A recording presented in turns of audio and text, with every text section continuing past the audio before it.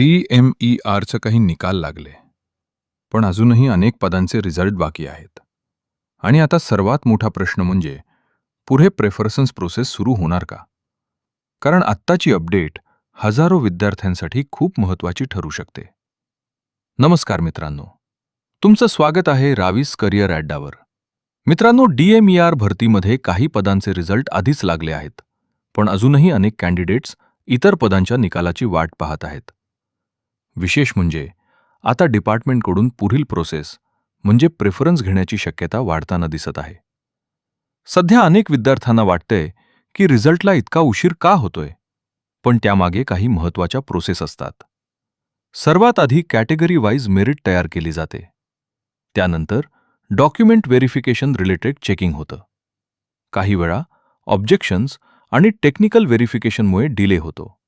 आणि शेवटी final approval नंतरच रिझल्ट अपलोड केला जातो.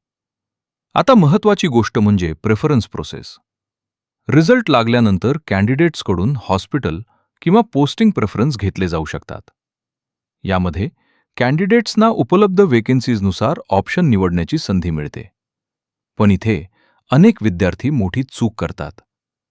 प्रेफरन्स भरताना लोकेशन आणि कॅटेगरी नीट चेक करत नाहीत आणि नंतर पोस्टिंगबद्दल प्रॉब्लेम निर्माण होतो. म्हणून जर प्रेफरन्स प्रोसेस सुरू झाली तर सगळे डिटेल्स शांतपणे चेक करा. ऑफिशियल नोटीस नीट वाचा आणि घाईमध्ये कोणताही ऑप्शन सिलेक्ट करू नका. आता रिझल्ट कधी लागू शकतो? तर सध्याची प्रोसेस पाहता पुढील काही दिवस खूप महत्त्वाचे असणार आहेत. कारण डिपार्टमेंटकडून कधीही नवीन अपडेट येऊ शकतो. आणि सगळ्यात महत्त्वाची गोष्ट शेवटी सांगतो.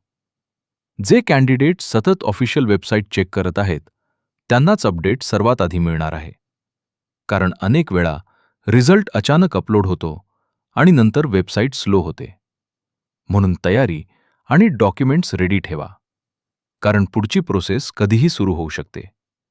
अशाच DMER result, merit list, preference process आणि गव्हर्नमेंट जॉबच्या लेटेस्ट अपडेटसाठी व्हिडिओला लाईक करा, मित्रांसोबत शेअर करा आणि रवीस करिअर ॲड्डा चॅनलला सबस्क्राईब करायला विसरू नका.